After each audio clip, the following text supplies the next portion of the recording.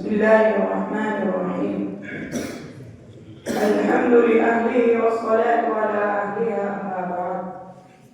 چشتی نے جس زمین میں پیغام حق سنایا، نانک نے جس چمن میں وحدت کا گیت گایا، تاتاریوں نے جس کو اپنا وطن بنایا، جس نے حجازیوں سے دشت عرب چھڑایا، میرا وطن وہی ہے، میرا وطن وہی ہے۔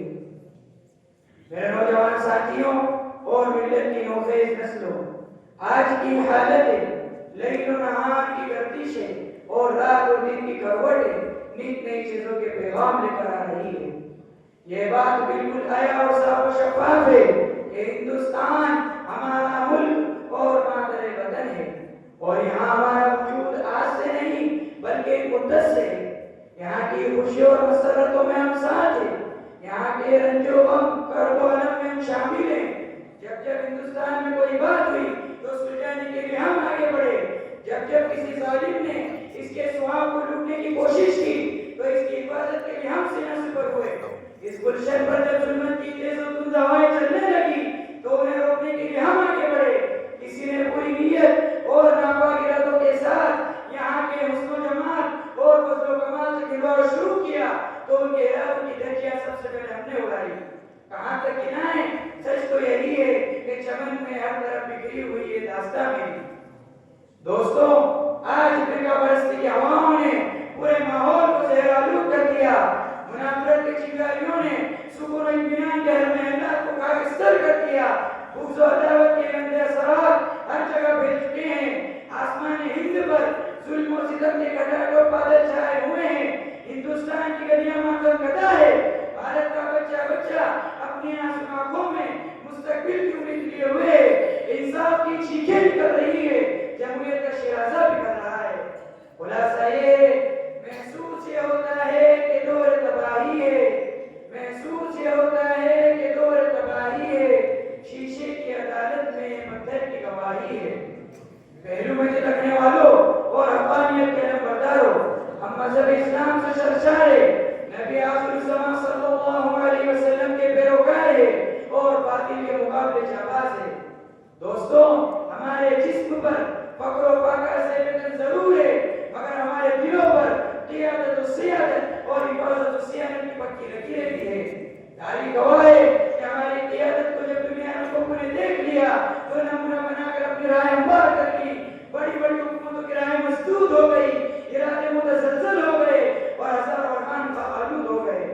وہ وقت یاد کیجئے کہ جو ہماری حکمرانی اور حکومت کی کامیابی کا چرچا چاہتا کے عالم میں ہونے لگا تو آسمان پر چمکنے والے ستارے، بلندیوں پر پرواز کرنے والے پرندے اور ہزاروں میل دور گرنے پھیلانے والے سورج بھی اپنی اپنی راہوں کو قطع کرنا ہماری سلطنت اور حکومت میں فخر سمجھے بغیر نہیں رہے۔ دوستو، مسلمانوں کے آمد سے قبل ہندوستان لڑائی جھگڑوں کا اڈا بن چکا تھا۔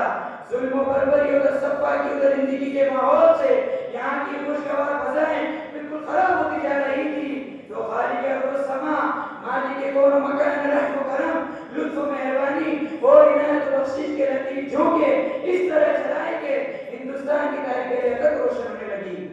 آفتاب نبوت و رسالت کی محبوب کرنیں محلب بن صفرا کے ذریعے ہندوستان کی دیوار پر چمکنے لگتی ہے۔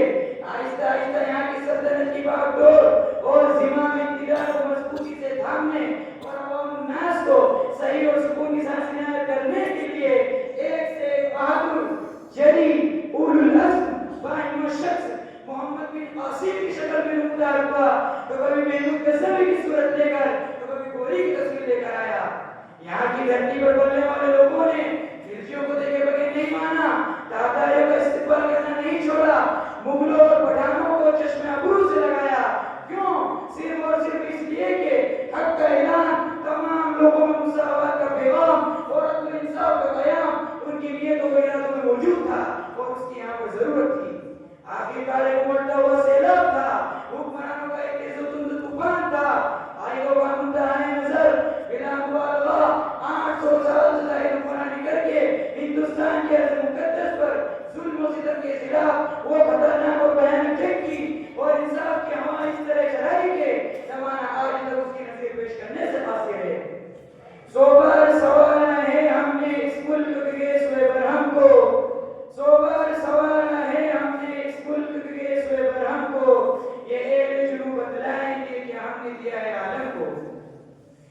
عزیزان ملت، میسور کی دھرتی آج بھی سلطان حیدر علی اور ان کے فرزند ارجمند سلطان ٹیپو کے نام سے لرزتی ہے، جنہوں نے اپنی ساری زندگی میں انگریزوں کو لوہے کے چنے چکوا دیے تھے۔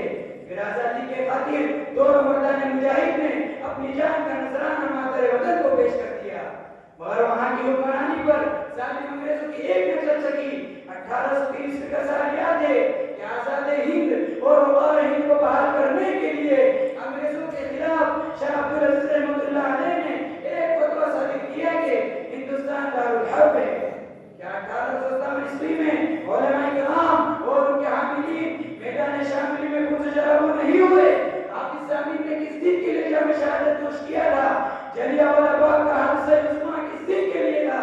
قوم و ملت کے غیرت مندوں، یہ سب ہمارا کردار ہے جسے ہندوستان کی تعمیر و ترقی کے لیے ہمارے اکابر و اسلاف نے وقف کیا تھا۔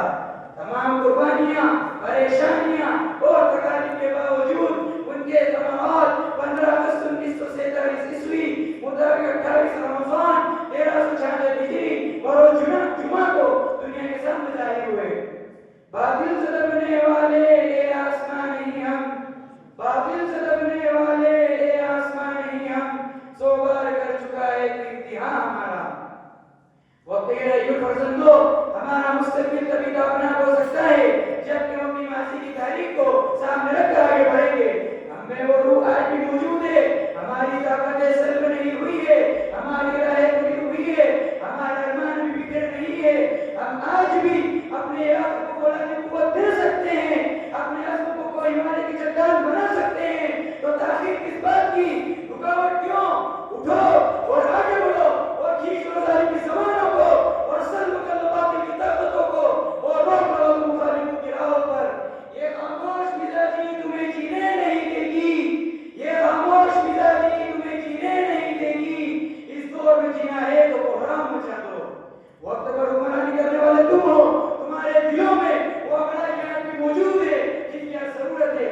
ہماری فطرت اسلام کے خلاف اٹھتی ہوئی آواز کو کئی برداشت نہیں کر سکتی، ہماری غیرت قرآن کے خلاف بلند کی گئی آواز کو کبھی تسلیم نہیں کر سکتی، ہماری جسم کی حرارت اسلامی اصول و قوانین میں ترمیم و تبدیلی کو کبھی قبول نہیں کر سکتی۔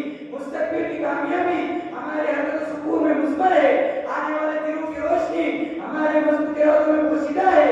ہم جان ہتھیلی پر رکھ کر اکابر و اسلاف کے طریقے کی تجدید کریں تاکہ ہندوستان کا ہر خطہ امن و سکون کا گہوارہ اور جنت کی شہر بن سکے۔